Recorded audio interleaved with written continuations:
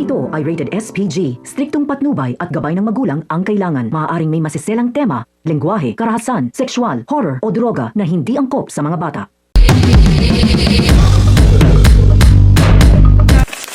Isang madugong bakbakan ang natapos sa warehouse ni Mr. John at sa huli ay tuluyan ang nabigo ang kampo ni Lucas.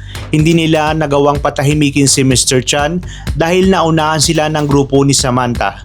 Dahil sa mabilis na operasyon, nahuli ng buhay ang negosyante at napunta ito sa kustodiya ng mga otoridad. Isang malaking dagok ito para kay Lucas na umuwing bigo at sugatan. Pagdating niya sa kanilang bahay, kitang-kita ang matinding galit sa kanyang mukha. Agad siyang tinanong ng kanyang mga magulang kung ano ang nangyari sa misyon. Doon isinumpa ni Lucas na hindi na si Mr. Chan ang kanyang paghihigantihan. Iisa na lamang ang gusto niyang pagbayarin sa lahat, si Samantha Jacinto. Ayon kay Lucas, si Samantha ang dahilan kung bakit sila nabigo at kung bakit siya nasugatan sa operasyon. Hindi naman ito binaliwala ng kanyang ama. Para sa kanya, hindi na ito simpleng alitan kundi isang seryosong digmaan sa pagitan ng dalawang kampo. Dahil sa ginawa ni Samantha, handa na silang kalabanin ang pamilya Jacinto kahit pa maapektuhan ang kanilang mga transaksyon at ugnayan kay Ricardo. Maliwanag na mas lalo pang lalala ang tensyon sa pagitan ng magkabilang panig. Samantala, may magandang balita namang dumating para kay Gabo dahil sa mga gintong na-recover mula kay Mr. Chan, nagkaroon siya ng sapat na pera upang maipagamot ang kanyang amang si Mang Rudy.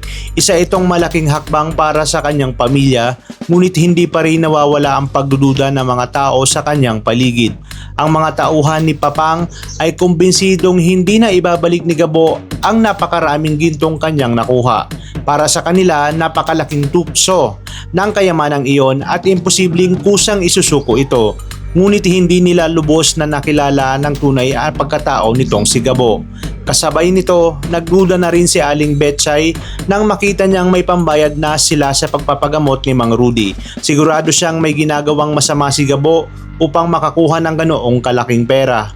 Ngunit sa kabila ng lahat ng pagdududa, ibang desisyon ang nabuo sa isip ni Gabo. Hindi niya balak angkinin ang mga gintong na-recover, sa halip nais niya itong isauli kay Papang upang mapatunayan na karapat dapat siyang pagkatiwalaan at upang mas maging matatag ang tiwala sa kanya sa mga susunod pang misyon. Pero kapag nalaman ng lahat na isinauli ni Gabo ang napakalaking kayamanan, mababago na kaya ang tingin nila sa kanya o may panibagong pagsubok na naman ang haharapin niya? Abangan ang mga susunod na kabanata dahil mas matitindi pa ang mga pangyayaring darating. Kung naging interesado kayo sa mga kwento natin ngayon at kung gusto nyong masubaybayan ang mga susunod pang kapanapanabik na kaganapan, ay huwag kalimutang i-like ang video na ito, mag-subscribe sa channel at i-click ang notification bell para lagi kayong updated sa mga videos na aking i-upload. Maraming salamat sa inyong panonood at pagpalain tayong lahat. Kapamilya.